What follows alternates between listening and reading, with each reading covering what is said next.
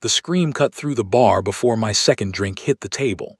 I was 3 beers deep in a filthy dive on Cathara Station when the shooting started, and my first thought was the kind of thought only a tired man has. Not again. Not tonight. Let someone else handle it. My name is Jake Morgan. I am 34 years old. I used to be a medic in the Terran Marine Corps, and now I run a small salvage ship alone through the quiet edges of known space. I was supposed to finish my cargo paperwork, sleep 12 hours, and jump back to human territory in the morning. That was the plan. The plan lasted about 4 more seconds. The front wall of the bar exploded inward. Smoke, glass, and screaming bodies filled the air. I hit the floor behind an overturned table before my brain caught up with my reflexes. Old training never leaves you. It just waits. Through the smoke I saw them. Vrachnid raiders, 6 of them, maybe 7, tall insect-shaped monsters in black armor clicking and hissing as they swept the room with plasma rifles.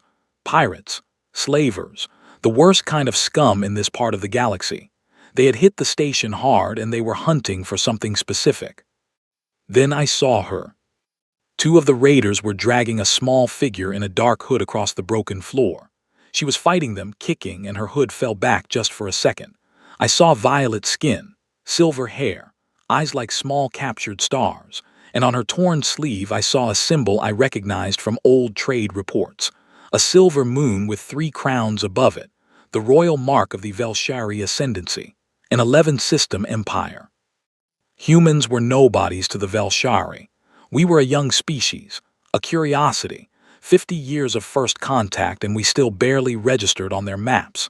This girl, whoever she was not supposed to be in a place like this, and these raiders were not going to sell her. They were going to disappear her. Everyone else in the bar stayed down. The station guards were gone, already dead or hiding. The smart move was to stay behind my table, finish my beer, and pretend I had seen nothing. I have never been good at the smart move. I grabbed the bar stool next to me, the heavy metal kind bolted for drunken fights, and I snapped it free with one hard twist. My ribs complained. My knees complained louder. I told them both to shut up. The closest raider turned just as I came around the table. I swung the stool at the weak joint where his helmet met his thorax. Something cracked. He went down, clicking in pain, and his plasma pistol skidded across the floor. I scooped it up. My hands remembered this weight. My hands remembered a lot of things I had tried to forget. The second raider spun on me and fired. The bolt went wide and hit a glass shelf behind the bar. I fired back, 3 quick shots, low and tight. He folded. The other raiders saw me now. They forgot about the screaming customers. They forgot about the loot. A human had just dropped 2 of their crew in about 5 seconds, and that made me the most interesting thing in the room. I grabbed the girl. She was light, lighter than she looked, and her wrists were bound in some kind of glowing cuff. Her eyes locked onto mine. She did not scream. She did not cry. She just stared at me with a focus that felt older than she was. "Run," I told her. "Stay low, stay behind me." I do not know if she understood my words, but she understood my meaning. She ran. We made it into the service corridor behind the bar before the raiders caught up. The corridor was narrow, which was good. It meant they could only come at me one at a time. I used that. I used the corners, the shadows, the maintenance pipes.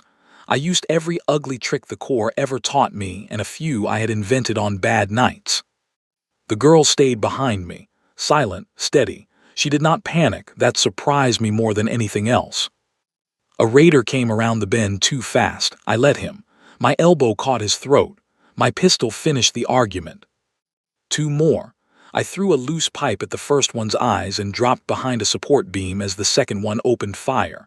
Plasma burned the air above my head. I felt the heat on my scalp. I rolled, came up, and shot him in the knee joint where his armor was weakest. He went down screaming. I did not stop to check on him. We reached an emergency lift. I slammed the button. The doors started to close. And that was when the last raider, the big one, the squad leader, came charging down the corridor with a heavy rifle already raised. I pushed the girl behind me and fired. My bolt hit his chest plate and did nothing. His bolt hit me in the side, just under my ribs, and did plenty. The pain was white, the pain was loud. The pain was a whole orchestra playing inside my body at once, but I was still standing. I do not know how. Stubbornness, maybe. Humans are very stubborn. It is the one thing the galaxy keeps learning about us over and over. I fired again. I do not remember aiming. My body just did it. The bolt hit the seam in his helmet and he dropped. The lift doors closed. I slid down the wall. Blood was coming out of me in a way that blood should not come out of a person. My hands were shaking. My vision was going gray at the edges. The girl knelt in front of me. Her bound hands touched my face. Her starlight eyes were wet now. She spoke. My translator struggled for a moment, then caught up. One word came through clear. Why? It was a good question, a fair question. In her world, strangers did not bleed for strangers. In her world, every kindness had a price and every favor was a debt. She wanted to know what I wanted from her, what payment I was going to demand, what trap I was setting. I tried to smile. I think I got about halfway there. Because, I said, and my voice came out rough, nobody else was going to. Her face changed. Something I did not understand moved behind her eyes, something quiet and enormous. The lift pinged. The doors opened. I heard boots. I heard voices shouting in a language I almost knew. Hands lifted me. I saw silver armor. I saw the same Moonin crown symbol on their chests. Not raiders, rescuers, her people finally arriving. One of them, a tall woman with a scar across her jaw, looked down at me with an expression I could not read. She said something to the girl. The girl answered, sharp and fast, and pointed at me. The scarred woman knelt beside me. She pressed something cold against my wound. The pain dulled just enough. Human, she said, her voice was low and steady. You will live, the crown demands it. I wanted to laugh. I did not have the breath. The last thing I saw before the lights went out was the girl's face. She was watching me like she was memorizing me, like she was making a decision, like she was about to change the shape of my entire life and had not yet told me. I thought in that fatting moment that I had done a good thing, that I would wake up in a station hospital, file a report, collect some kind of reward and fly home, that the story was over. I was wrong about all of it. The story had not even started yet. Somewhere far above that broken station, a ship was already turning toward us. A ship the size of a small city, bristling with cannons and bearing the royal banner of an empire that spanned 11 systems. On its bridge stood a woman 3 centuries old, 7 feet tall, with eyes the color of deep water, and she had just been told that a human, a tiny reckless human, had saved her only daughter. She was already deciding what to do with me. She was already deciding that I was hers. I did not know any of that yet. I was just a bleeding man on a service corridor floor, trying to hold on to consciousness, trying to remember how to breathe. My last thought before the dark took me was simple and stupid and very, very human. I hope somebody feeds my cat. Then everything went away. The bed was too soft. That was the first thing I noticed when I came back to the world. The bed was too soft, and the sheets smelled like flowers I had never smelled before, and the ceiling above me was painted with silver stars that slowly moved across a dark blue sky. Not a station ceiling, not a hospital ceiling, not anything I had ever seen before. I tried to sit up. A gentle hand pressed me back down. Easy, human. Your body is still knitting itself together.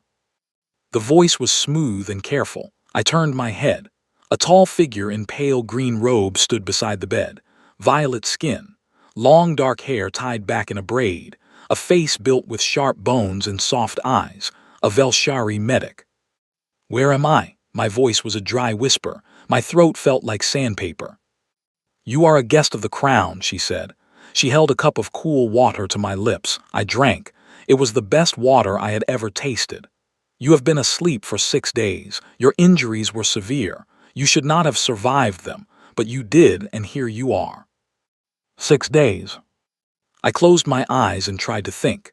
My ship, my cargo, my cat. My entire life was probably already falling apart in my absence, And I was here, wherever here was, in a bed that cost more than my ship, in a room with moving stars on the ceiling, being called a guest of the crown by an alien who spoke my language better than I did. "Where is here?" I asked again. The medic smiled, but it was a careful smile. The kind of smile a person gives when they are choosing their words. "You are on the imperial capital world of Velshar Prime," she said gently. "In the royal palace, in the guest wing of the moon throne itself." I was quiet for a long moment. Then I said the only thing that came to mind. "Oh no." She laughed. It was a short, surprised sound, like she had not expected to laugh today. "Yes," she said. "Oh no, indeed. Rest now. The Queen will wish to see you when you are ready to stand." The Queen. The words sat in the room like something heavy. I stared at the slow-moving stars on the ceiling, and I realized, with the slow, cold certainty of a man who has just understood how deep the water is, that I had made a much bigger mess than I thought. I had saved a princess, and now a queen wanted to see me. I closed my eyes and prayed to whoever was listening that the rest of my life was going to be simpler than the last 10 minutes had suggested. It was not going to be simpler. It was going to be so much worse. The door opened 3 days later, and my life ended. Not in a dramatic way, not with fire or shouting or drawn weapons. It ended the way empires end small things, quietly, politely, with a smile that did not quite reach the eyes. I was sitting up in bed, finally strong enough to feed myself, wearing a soft gray robe someone had provided, when the door slid open and a woman walked in. She was 7 feet tall. Her skin was the color of deep violet twilight. Her hair was silver and fell in a long, straight sheet down her back. Her eyes were the color of dark ocean water, and they looked at me like a scientist looks at something new in a jar. She did not announce herself. She did not need to. I knew who she was before she said a single word. Queen Thessa Vel Aneth, ruler of the Velshari ascendancy, mother of the girl I had pulled out of that bar, 3 centuries old, commander of fleets, keeper of the moon throne. And she was standing in my room, looking at me, and I was holding a spoonful of soup halfway to my mouth like an idiot. I put the spoon down. She stepped closer. The guards at the door did not follow her. She did not need them. The air itself felt like it was paying attention to her. She looked at me for a long time, longer than was comfortable, longer than was polite. I did not look away. Something in me refused. Maybe it was stubbornness. Maybe it was the Marine still sleeping in my bones. Maybe it was just that I had already bled for her daughter, and I figured that bought me the right to meet her eyes. Finally, she spoke. "Human," she said, and her voice was low and smooth and very, very old. "You are very small, and yet—" That was the whole sentence. She did not finish it. She did not have to. "And yet." 2 words, and they changed everything. She walked to the window. The window looked out over a city I had no words for, towers of pale stone and living glass, flying ships moving between them in slow, careful patterns, a sun the color of warm honey hanging in a pink sky. Below it all, gardens that stretched for miles, green and silver and full of things I could not name. "My daughter," the Queen said, still looking out the window, "is the only heir to a throne that has stood for 900 years. She was taken from a diplomatic mission by raiders who should not have known her location. 6 of my personal guards died trying to reach her. They did not reach her in time." She turned back to face me. "You did." I swallowed. My mouth was dry. "I did not know who she was," I said. "I would have done it anyway. I want that to be clear." She tilted her head. It was not a human gesture. It was slow and precise, like a hawk studying prey. "I know," she said. "That is why you are alive." There was a soft knock at the door. A servant entered, bowed so low his forehead nearly touched the floor, and placed a small tray on the table beside my bed. On the tray was a data chip, a folded document, and a key. "Your ship has been retrieved from the station impound," the Queen said. "Your debts to the station authority have been paid. Your apartment on Mars has been packed and placed in secure storage. Your small animal, the one you call a cat, is being cared for by a staff member in this palace. Her name is Minerva, I am told. She is healthy. She is, I am informed, very loud. My jaw was on the floor. I did not, I started, and then I stopped, because I did not know how to finish that sentence. You did not ask, she said. I know I did these things anyway. Consider them a gift, a thank you if you prefer. A thank you. The queen of an 11-system empire had just packed up my entire life and moved it without asking as a thank you.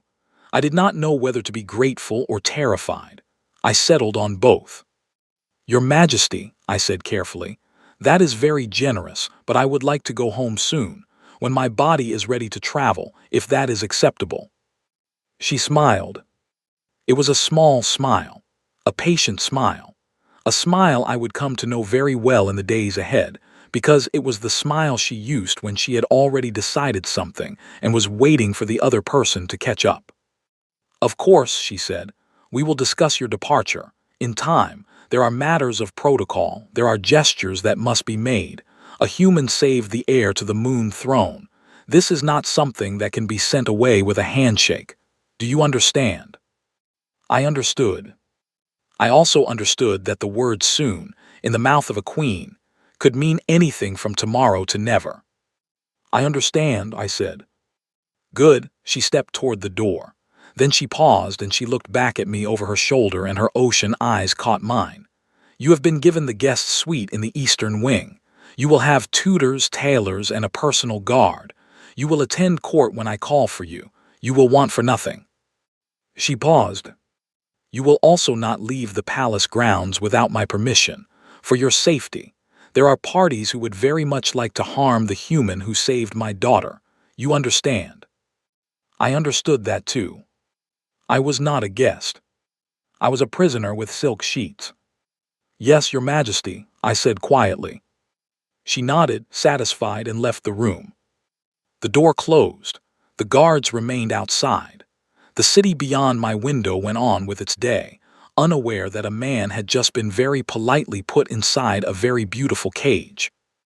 I lay back on the too soft bed and stared at the moving stars on the ceiling and tried to breathe. Then the door opened again. I was not ready for who walked through it. She was smaller than I remembered. In the bar, in the smoke and the shouting, she had felt larger. Now, in the soft light of my room, dressed in pale silver robes with her long hair loose around her shoulders, she looked young.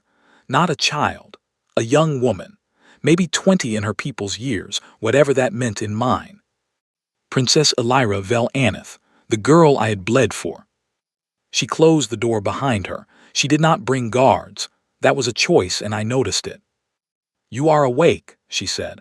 Her voice was soft. Her translator must have been very good because her words came through my earpiece in clean, simple English. I have been waiting to speak with you.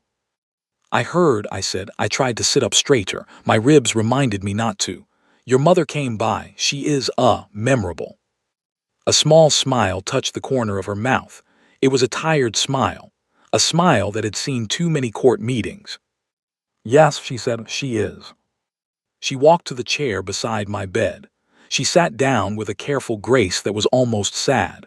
Her starlight eyes studied me the same way her mother's had, but there was something different in them, something gentler, something curious.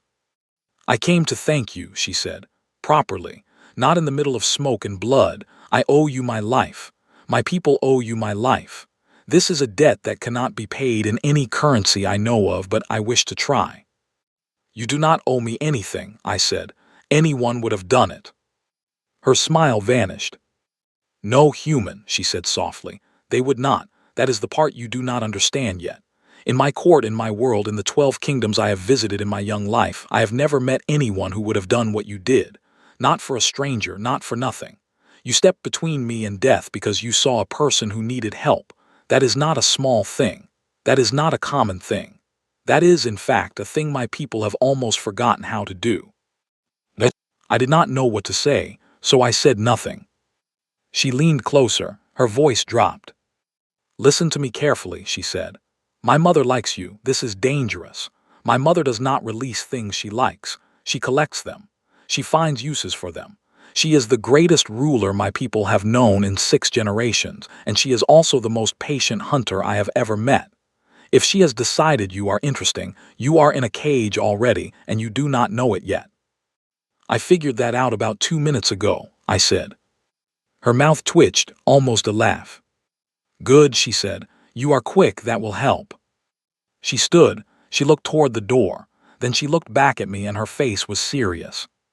I will help you where I can, Jake Morgan, but understand this. My mother plays a longer game than you or I. Whatever she wants from you, she will get, or she will find a way to convince you to give it freely. Be careful what you agree to. Be careful what you promise. Be careful, above all, of what you begin to want. She paused at the door. And human. Yes. Thank you for real, not as a princess. As a person you carried out of a burning room, thank you. She left. I lay in that soft bed for a long time, staring at those slow-moving stars, and I thought about what she had said. Be careful what you begin to want. I did not understand that warning yet. I would. Outside my door, the guards stood their silent watch. Somewhere down the hall, a queen was already drafting plans I could not see. Somewhere in the city, enemies of the throne were learning my name and learning to hate it. And somewhere in the palace, a young woman with starlight eyes was walking slowly back to her chambers, thinking about a human who had asked for nothing. I closed my eyes. I tried to sleep. The stars on the ceiling kept moving. The first 2 weeks passed in a blur of soft beds and soft words and smiling faces that watched me a little too carefully. I was given the Eastern guest suite, which was larger than my entire ship, 3 rooms, a bath that could fit 4 of me, a balcony that looked out over the silver gardens. Tutors came in the mornings to teach me court language, court manners, court history. Tailors came in the afternoons to measure me for clothes I did not ask for. Cooks sent up meals I could not pronounce on plates thinner than paper. Everything was beautiful. Everything was a cage. I learned the rhythms of the palace quickly. I had to. A man who does not learn his prison never escapes it. I learned that the guards changed shifts every 6 hours. I learned which hallways had cameras and which did not. I learned that the servants were all trained to report on me to some chamberlain somewhere, and that one of them, a small nervous boy named Pell, would slip me extra bread if I asked nicely. I learned that the palace had 3,000 rooms, 4 hidden stairways, and exactly 1 exit that was not watched by the queen's own personal guard. That exit led into the royal kitchens. I filed that away. I also learned about my guard captain. Her name was Rahel. She was the scarred woman I had seen in the lift that night on the station. She had been Elira's personal protector before the raid. She had been demoted for failing to stop it. Now she had been assigned to me, which was, I suspected, another quiet punishment, guarding the human who had done her job for her. She hated me at first. I could see it in her eyes, in the way she stood just a little too straight when I walked past, in the silence she kept during my long, empty hours in the training yard. I did not try to make her like me. I just started showing up. Every morning at sunrise, I walked down to the practice yard behind the eastern wing. It was a small stone courtyard with wooden training dummies and a rack of blunted blades. I worked there alone for the first week. Push-ups, sit-ups, shadow boxing, the old exercises that had kept me alive in the Corps. My body was still healing and the Queen's medics had done miraculous work, but muscle does not grow back on soft sheets and soft food. Muscle grows back on sweat. Rahel watched me from the wall. She never spoke. I never asked her to.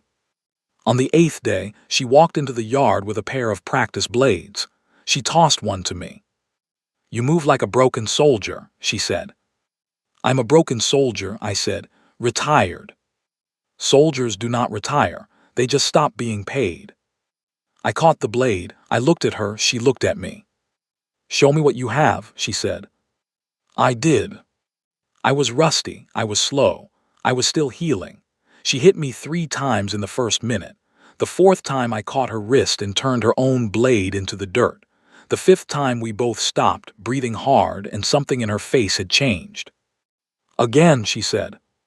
We trained together every morning after that.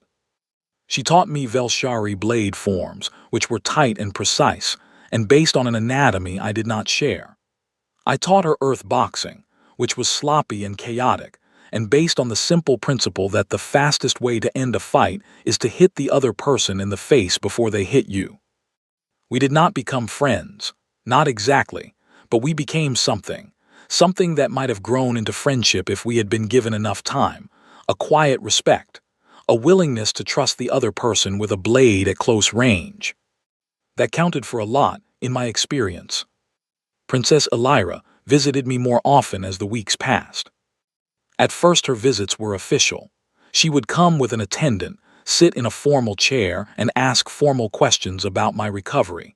I would give formal answers. The attendant would write everything down. It felt like a job interview that never ended. Then one evening she came alone. She did not knock. She just opened the door, walked in, and sat down on the edge of my balcony with her feet hanging over the edge like a child. The gardens below were full of fireflies, or whatever the Velshari equivalent was, little points of pale light moving slowly through the silver leaves. "My mother does not know I am here," she said. She did not look at me. I told her I was in the library. I walked out onto the balcony and leaned against the railing beside her. I did not sit. My ribs still did not like sitting on stone. "Why are you here?" I asked. "Because I am tired," she said simply. "Because every person I speak to in this palace wants something from me.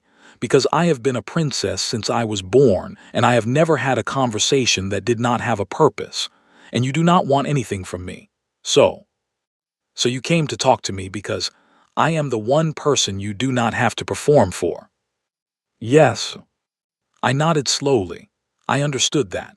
I had spent my whole life being nobody to anybody, and I had never thought of it as a gift before. Looking at her, watching her shoulders finally drop, I started to see it differently. "Tell me about Earth," she said. So I did. I told her about oceans, about the sound waves make when they hit a beach, about the smell of rain on hot pavement in the summer, about my mother's kitchen where I grew up, which always smelled like bread and coffee and cheap soap, about my father, who died when I was 9 and who had taught me to fix engines before he left, about my sister, who I had not spoken to in 4 years, not because we hated each other, but because life just kept getting in the way. She listened.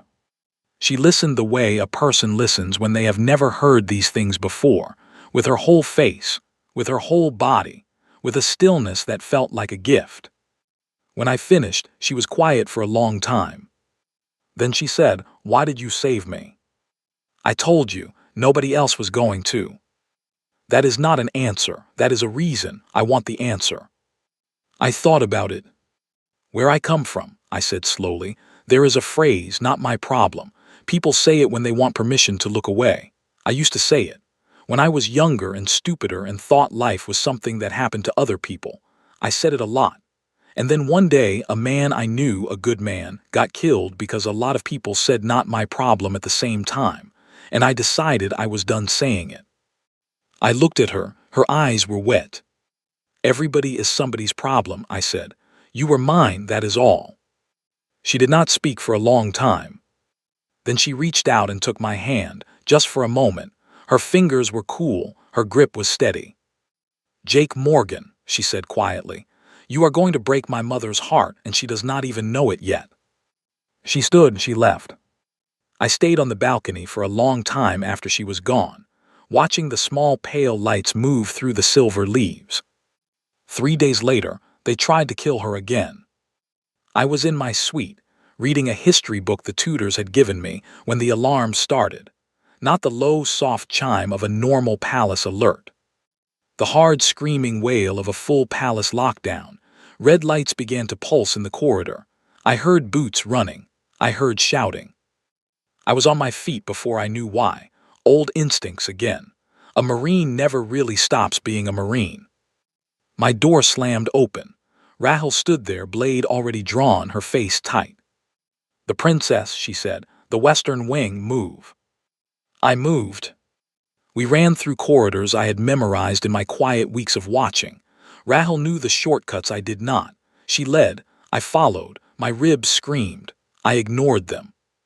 We turned a corner and came face to face with three men in palace servant clothing, holding blades that no servant should have been carrying. Rahul killed two of them before I had fully understood what I was seeing.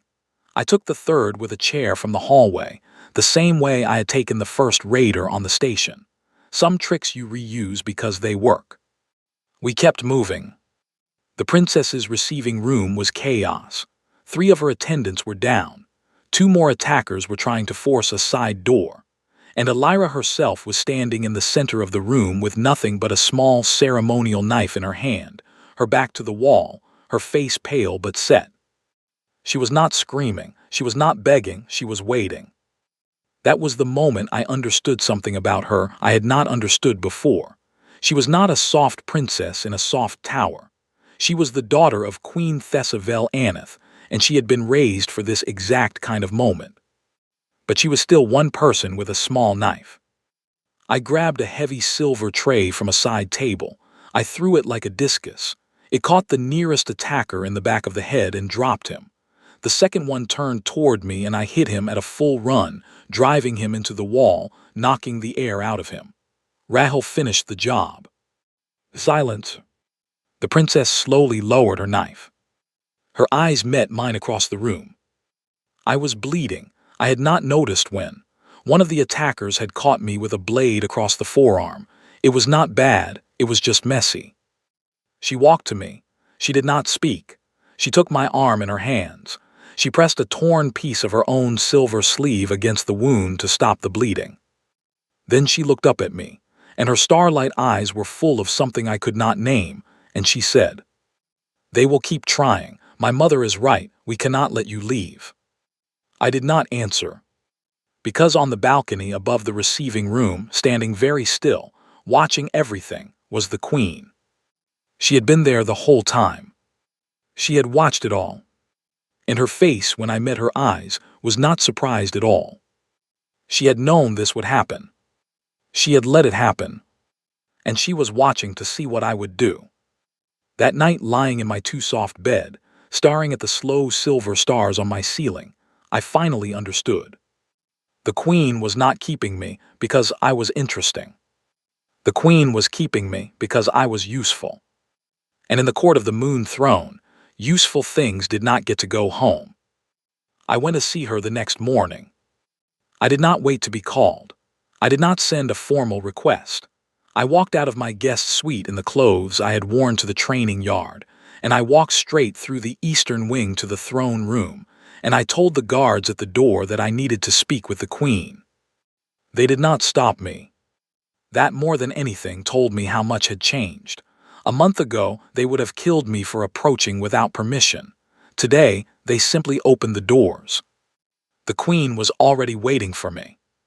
She sat on the moon throne. It was a chair of pale stone, carved to look like a crescent moon turned on its side, and she sat in it the way a mountain sits on the earth, like it had always been there, like it would always be there. There was no court this morning, no nobles, no attendants, just her and two personal guards at the edges of the room and me. I walked to the center of the room. I stopped at the proper distance. I did not bow. She watched me come.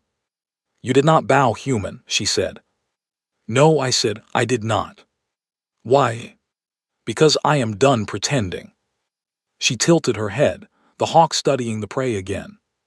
"Speak," she said. So I did. "You knew about the attack yesterday," I said. "You knew it was coming. You may not have known the exact hour, but you knew it was close, and you let it happen. You put extra guards in the other wings and left your daughter's chambers open. You wanted to see what I would do." She did not deny it. "Go on," she said. "You have been testing me from the moment I woke up. The tutors, the training yard, the quiet weeks with no word of my departure.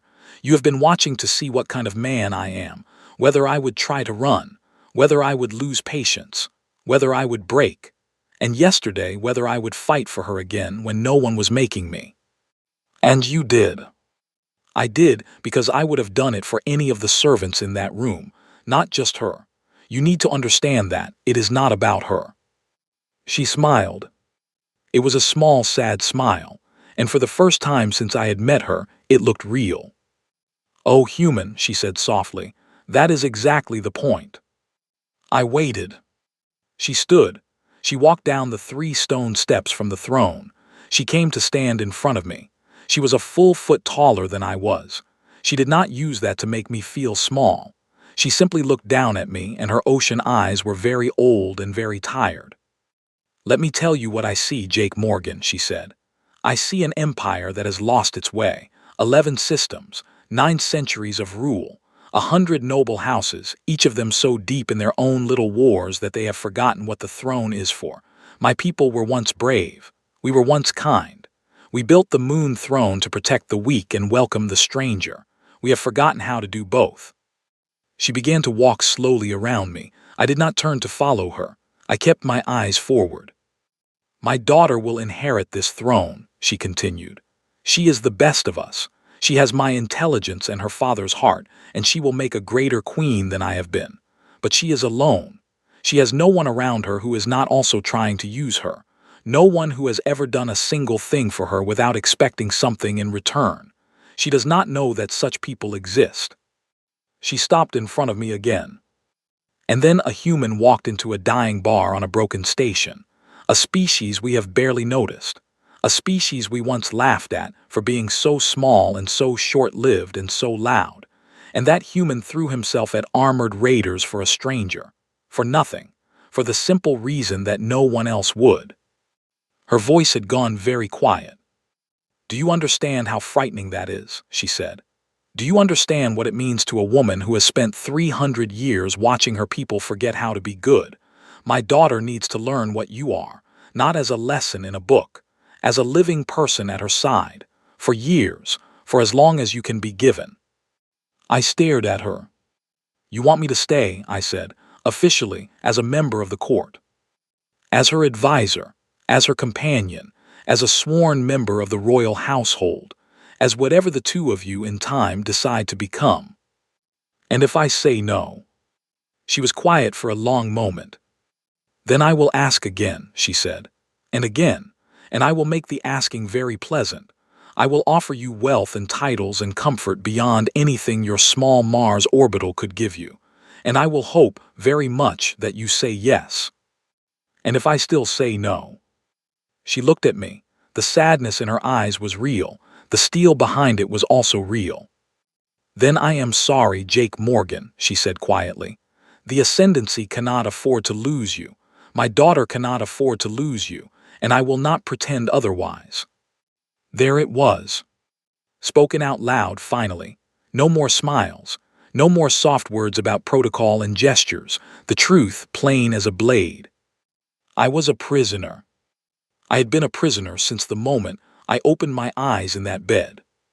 The only thing the Queen had been doing all this time was giving me enough rope to decide, on my own, to stay, to choose the cage, to walk into it with my eyes open and call it love.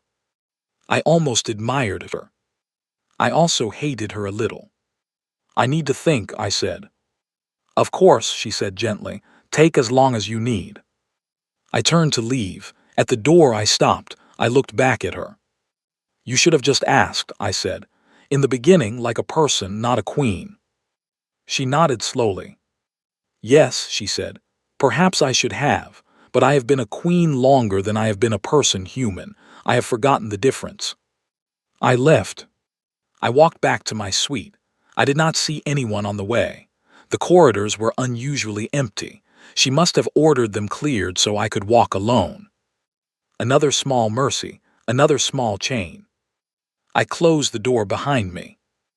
I sat on the edge of the too-soft bed, and for the first time since I had come to this palace, I let myself be really, truly afraid.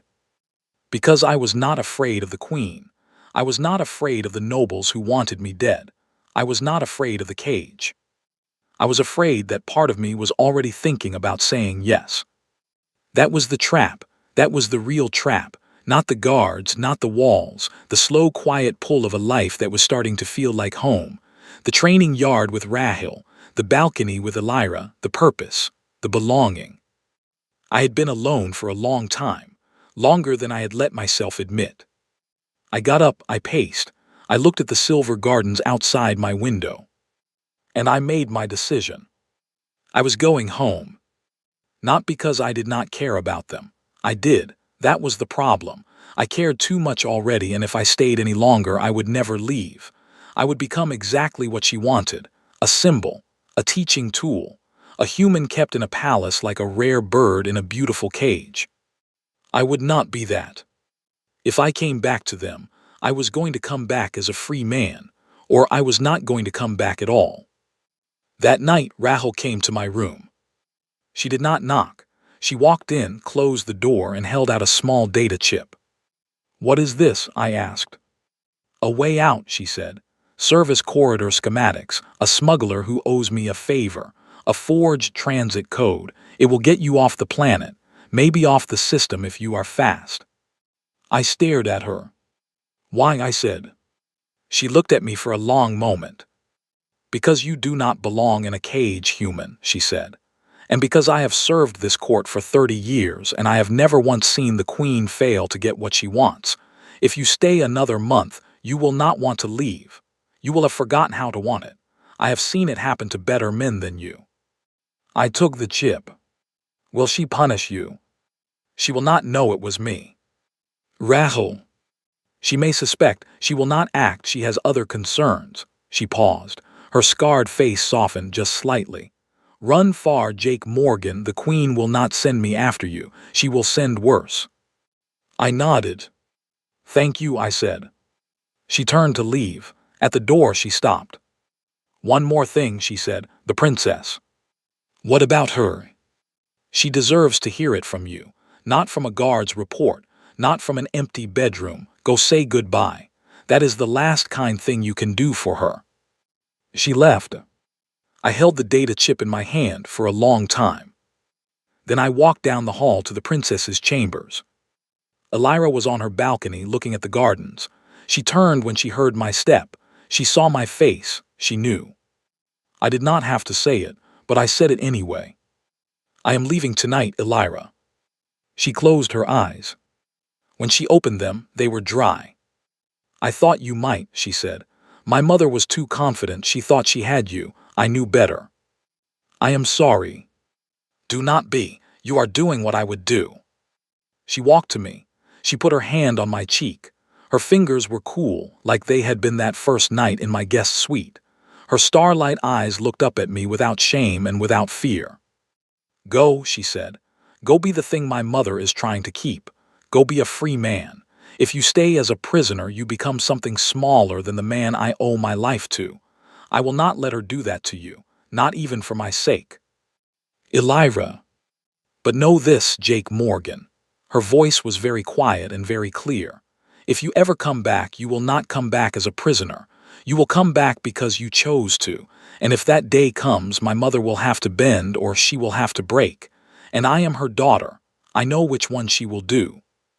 She rose up on her toes and pressed her forehead to mine, just for a moment.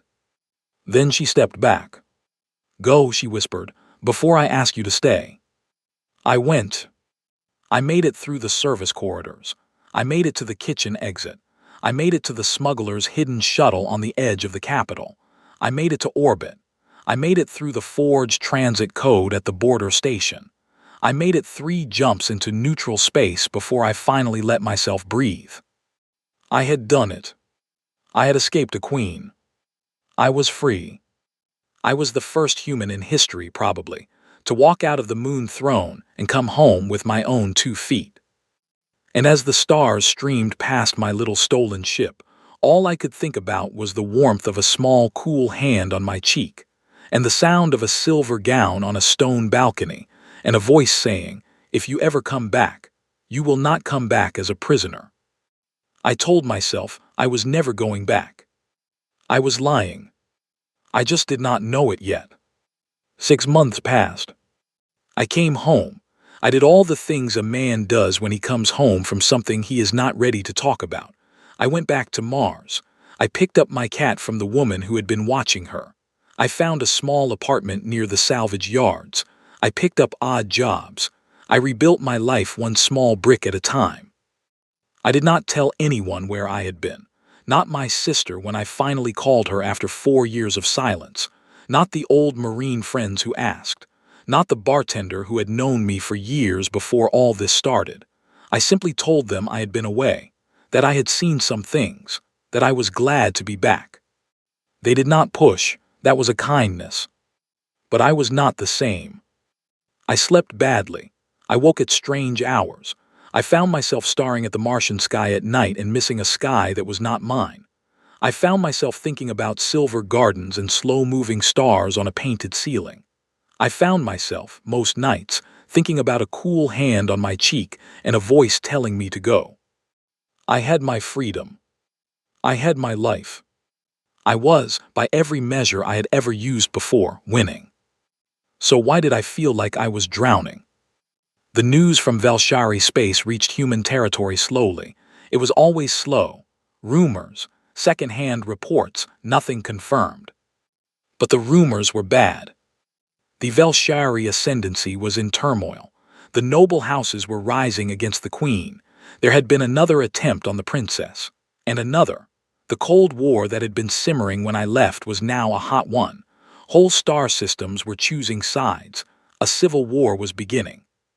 I read each report with a sick feeling in my stomach. I told myself it was not my problem.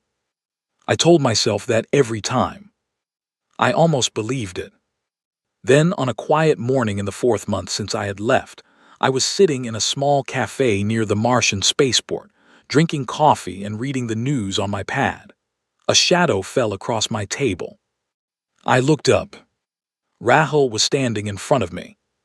She was dressed in the full dress armor of the Queen's personal guard, silver plates, the moon and 3 crowns embroidered on her chest, a blade at her hip. Her scarred face was as steady as I remembered. Around us, the entire cafe had gone silent. People were staring. A 7-foot-tall armored alien standing in the middle of a Mars cafe was, to be fair, not a common sight. I stared at her. "How," I said slowly, "did you find me?" "You are not as good at hiding as you think, human," she said. She sat down across from me. The chair creaked under her weight. Also, the Queen has very long arms. My stomach dropped. "Am I being taken back?" I asked. "No." "Then why are you here?" She reached into a pouch at her belt. She pulled out a small sealed tube. She placed it on the table between us. "This is a message," she said. "It is not from the Queen, it is from the Princess. I was asked to deliver it personally. I was asked to tell you that you may read it or not as you choose and that either choice will be honored. No one will come after you again. That is the Queen's promise and she has given her word on it publicly before her full court." I stared at the tube. "Why would she do that?" I asked. "Why would the Queen publicly swear to leave me alone?" Rahul's mouth twitched, almost a smile. "Because her daughter made her," she said. I did not understand. "Read it," Rahul said, "then you will understand." I picked up the tube. I broke the seal. Inside was a single thin sheet of something that looked like paper but was not. Elira's handwriting flowed across it in careful human letters. She must have practiced, I thought, for weeks, maybe longer. The message was short. "Jake Morgan. My mother was wrong to keep you. I was wrong to let you go alone. The ascendancy is burning. The noble houses are in open rebellion. My mother will survive this, but she will not win it alone, and she should not have to. I am not asking you to save me again. I have a guard, and I have a blade, and I have learned to use both. I am not the same person you pulled out of that bar. I am asking you to stand beside me while I save my own people, not as a prisoner, not as a tool, as a friend, as the man who taught me by his own example what the word friend is supposed to mean. Choose freely. Whatever you choose, I will honor. If you stay on earth, I will think of you kindly until the end of my days. If you come, you will come as a free man, and you will be free to leave again the moment you wish to. But if you come, Jake Morgan, you will come because you chose us, and that will make all the difference in this world and in the next. I miss you. Elira." I read it 3 times. I set it down on the table. Rahel was watching me. She was not smiling, she was not frowning. She was simply waiting, a guard at her post as she had always been. She made the queen swear not to come after me, I said slowly. On pain of what? On pain of losing her, Rahel said simply. The princess told her mother that if the queen ever sent anyone to take you by force, she would leave the throne. She would abdicate. She would disappear into the quiet kingdoms and never be seen again. She would rather lose her crown than know you had been taken against your will. I closed my eyes. I saw a small, cool hand on my cheek. I saw starlight eyes. I heard a voice say, "If you ever come back, you will not come back as a prisoner." She did that for me, I whispered. She did that because it was right, human, Rahel said. The fact that it was for you is only half of it. She has become the woman her mother hoped she would become. She learned it from you. That is what you gave her, whether you meant to or not. I opened my eyes. I looked out the window of the little cafe. The Mars sky was a pale pink that morning. The spaceport was busy. Ships were coming and going. Life was going on. My life, the one I had fought to come home to. I thought about my ship, my apartment, my sister who I had just started speaking to again, my cat who was sleeping in my apartment right now, fat and happy. I thought about silver gardens and moving stars on a painted ceiling. I thought about a queen I had feared and somehow had also grown to understand. An old woman trying to save a dying empire in the only way she knew how, and clumsy at the kindness of it, and sorry for her mistakes in her own slow way. I thought about Elira, standing in her receiving room with a ceremonial knife and a pale set face, and how she had not been afraid. How she had never been afraid. How she had been raised for a throne and had, I now realized, been raised for a purpose far larger than I had understood. I thought about what the queen had said in the throne room on my last morning. My people have forgotten how to be brave without being cruel, how to be loyal without being owned. I thought about every day of the 6 months since I had come home. I thought about how I had never once, in all those days, felt like I was where I was supposed to be. I folded the letter, I put it in my pocket. "Tell her I am coming," I said. Rahel exhaled.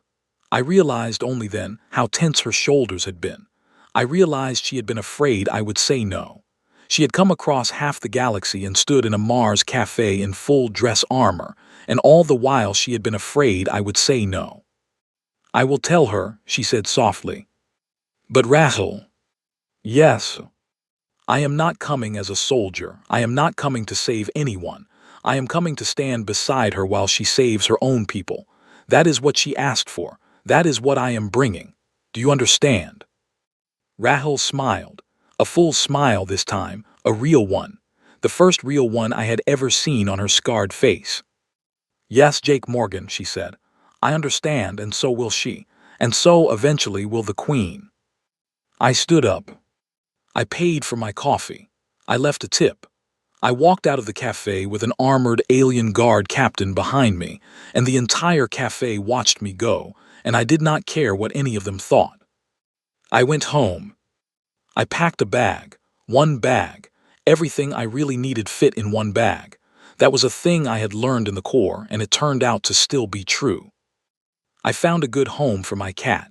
My neighbor, an old woman who had lost her own cat the year before, cried when I asked her. She said yes before I had finished the question. Minerva would be loved. That was all I needed to know. I called my sister.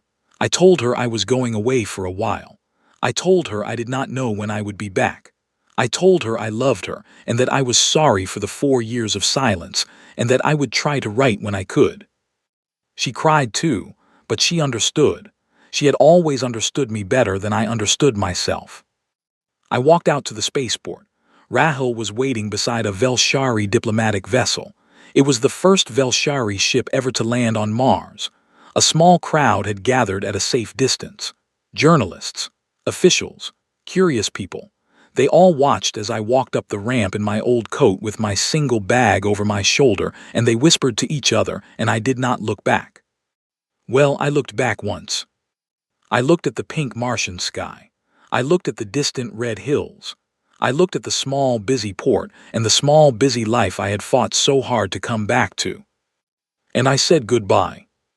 Not forever, maybe, but for a long time. I turned, I walked into the ship. The ramp closed behind me. Rahul led me up to a small viewing deck as the ship lifted off. We stood together and watched Mars grow smaller below us. Then Earth, blue and white and impossible. Then the sun, shrinking to a point. Then the jump gate and the stars and the long dark road back to the moon throne. She will be on the landing platform when we arrive, Rahul said quietly. She will not say much. She does not say much in public, but watch her eyes. And the Queen. The Queen will be there too. She will be waiting in the throne room. She has something to say to you. I do not know what, she did not tell me. I nodded. I watched the stars go by. I thought about how strange it was. 6 months ago, I had been a man running from a cage. Now I was a man flying by his own choice back into the same palace, the same rooms, the same gardens, the same slow-moving stars on the painted ceiling. But it was not the same at all. Because this time I had chosen it. That, I understood now, was what the Queen had never figured out on her own. That was what Elira had taught her, with a threat to leave the throne.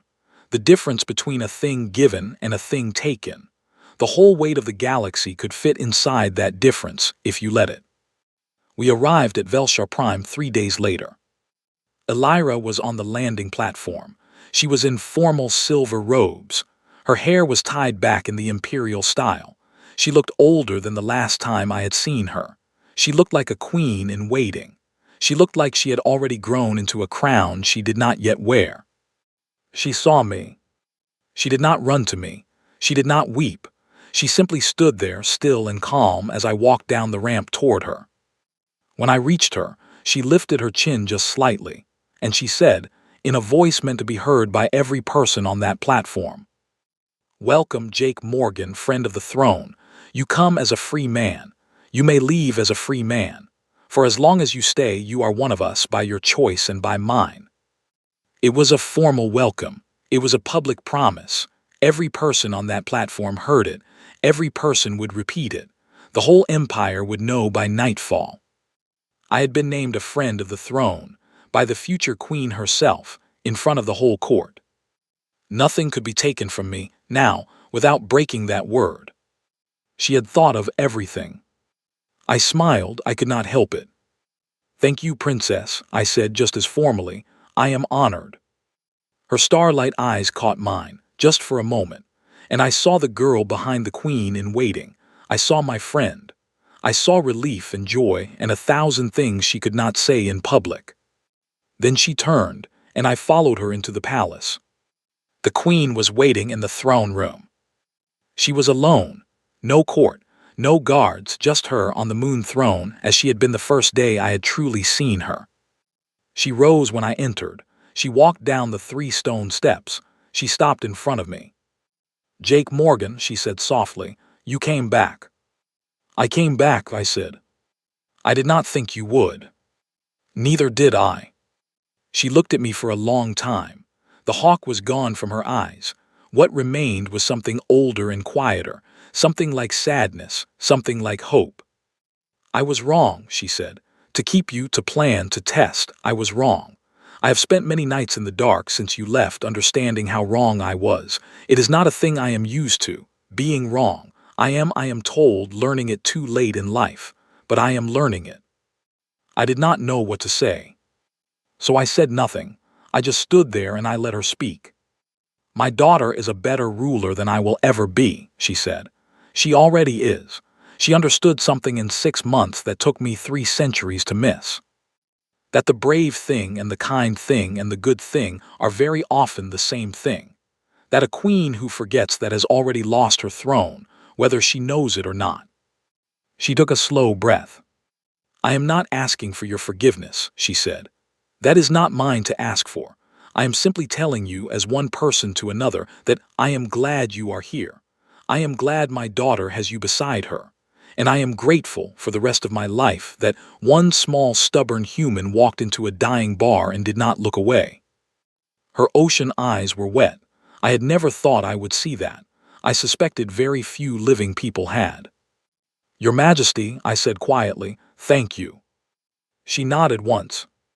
Then she did something I would tell, years later, to my sister, and to my old Marine friends, and to anyone who asked what the Queen of the Velshari ascendancy was really like. She bowed. She was 7 feet tall and 300 years old and ruler of 11 star systems, and she bowed to a 34-year-old ex-Marine salvage pilot from Mars. It was a small bow, a short one, almost nothing. It was also everything. I bowed back. Not because I had to. Because I wanted to. That is the story. That is the whole story. The Civil War lasted 2 more years. We fought it side by side, Elira and Rahel and the Queen and I and many others, and we lost good people, and we made hard choices, and in the end we won because Elira was the kind of leader people were willing to bleed for, and her mother learned at last how to share a throne. I did not stay forever. I came and went. I flew back to Mars twice a year. I saw my sister. I visited my cat, who lived a long, happy life with the old woman next door. I kept one foot in each world because that was who I was, and Elira understood that because she was my friend. What we became, in the end, is not a thing for a story like this. Some things are private. Some things belong only to the people who lived them. But I will say this. The Queen was wrong in the beginning about one thing. She said humans are small. We are not small. We are just shaped strangely. We carry more than we look like we can carry. We walk into fires for strangers. We come back when we are asked kindly and not when we are ordered. We are stubborn past all sense and loyal past all reason, and when we love without asking what it costs. That is what she learned. That is what her empire learned. That is what I hope, someday, the rest of the galaxy learns too. They tried to keep me once. They could not. But in the end, I came home on my own 2 feet, to a sky that was not the sky I was born under, and to a woman with starlight eyes who had saved me the same way I had saved her. Not with a blade. With a choice. That was the human thing. That was always the human thing. And that in the end was enough.